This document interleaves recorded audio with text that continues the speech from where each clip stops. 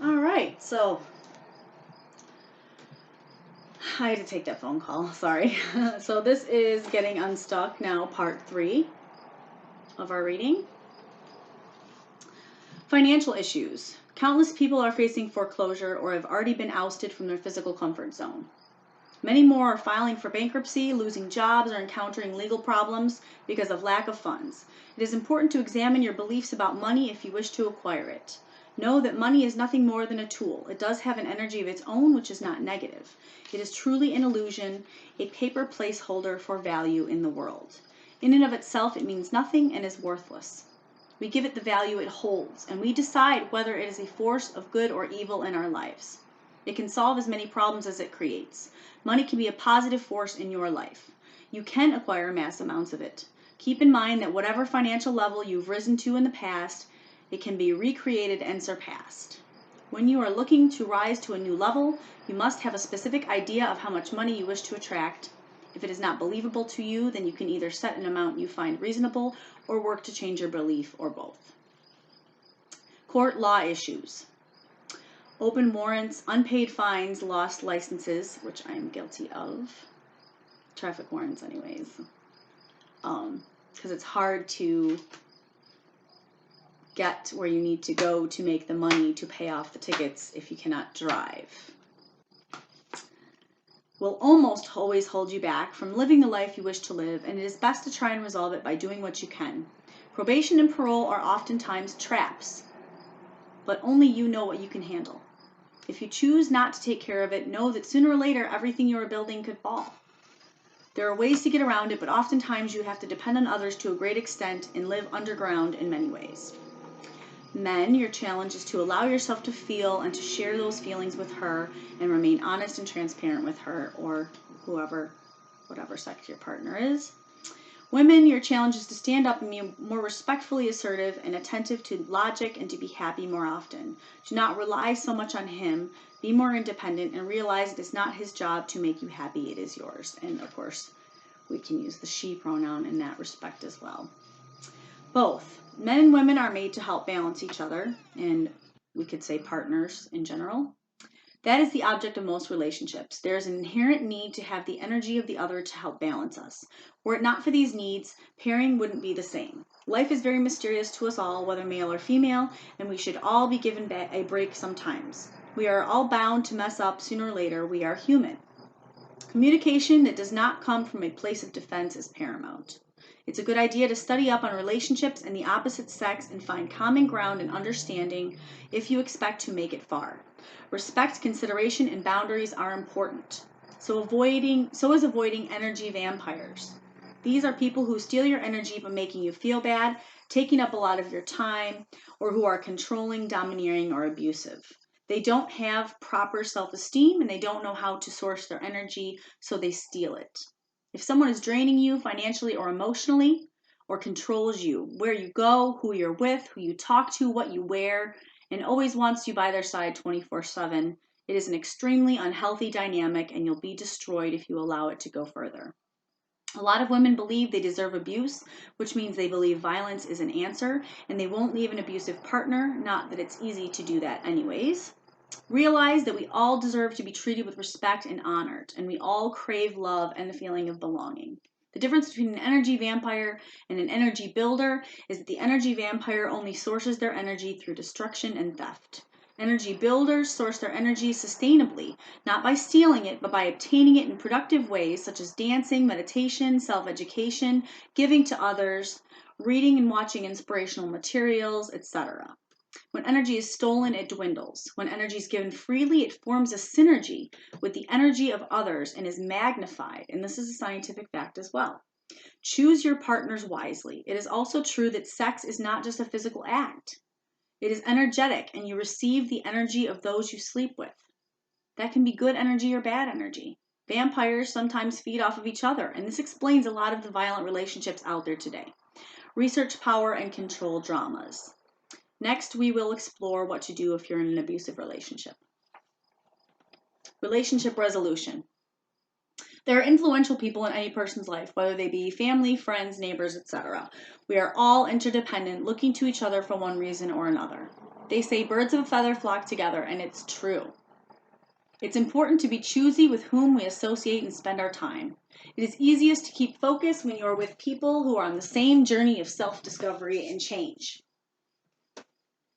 If you are around someone who gives off a lot of negativity, putting you down or abusing you, and laughing at your attempts to make change or sabotaging your success, it could be necessary for you to stay away from them for a time until you are in a position where you have the strength to reach out to them if they're open to it.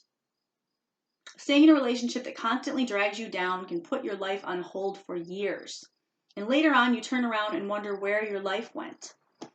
Be careful who you share your deepest dreams with, for if they shoot you down, the stock you have in them may mean the plummeting of the stock you have in yourself. And that's so very true. It is sad, but it is true.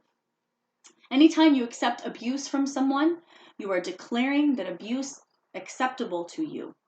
You are sending that person a message that it is okay to keep doing what they are doing because you have not insisted that the abuse stop. So this is one instance where, like I was saying before, acceptance of something doesn't mean that you have to allow it to continue happening. Saying to yourself, this is what it is the first step to empowerment, but not just accepting the abuse and staying in it, right? Okay, and this goes for being abusive. Let's see. You're sending that person a message that it is okay to keep doing what they're doing because you have not insisted that the abuse stop. So it's important to go to whatever lengths you must in order to stop the abuse. And this goes for being abusive as well. If it is easier to separate yourself from someone in order to focus on yourself and be positive, then you must be willing to do that. It is a two-way street, and no one person is 100% responsible for all of the problems in a relationship. It's difficult to have a successful relationship if you have no clue what you're doing and haven't wondered or tried to find out what you could do better or differently. Those in abusive relationships of any kind would do well to read up on relationship skills, such as effective communication, listening, codependency, etc., and also the power and control wheel, because sometimes we are oblivious to what we're doing until we are looking at like a list of things that somebody else is doing to us, and then we're like, I actually did some of that stuff too. That's totally a thing. Because it's a two-way street and none of us are perfect. So it's not always 100% one person's and 100% the other person.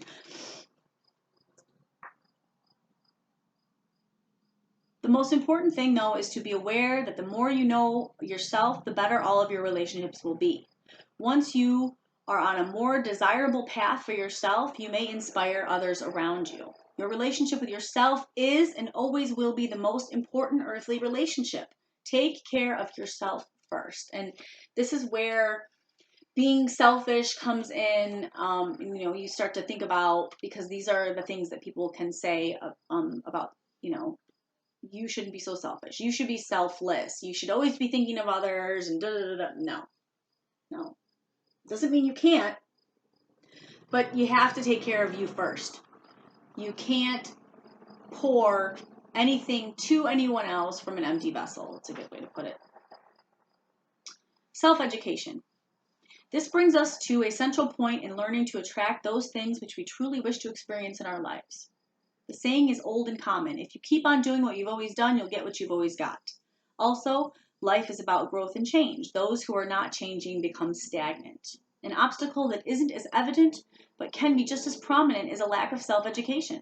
Whether you believe in creation theory or the theory of evolution or both or whatever you believe in, the most honest observation one human can make about its own species is that we are in some kind of process of evolution. We're always changing and adapting and growing. If you do not evolve, adapt, you die eventually. Self-education is necessary here on this journey of attraction because you cannot solve a problem with the same frame of mind that created it. You must be bringing in new ways on the regular that are with your flow. For some, the flow may be slower. For some, it goes more quickly. The best way of breaking old patterns is to have something to replace them with, something healthy to begin concentrating on, find a balance, and go from there. Self-education should be a passionate, exciting adventure. There are many ways to grow and learn. Book reading is a first simply because of the mass of specialized information accessible at any time.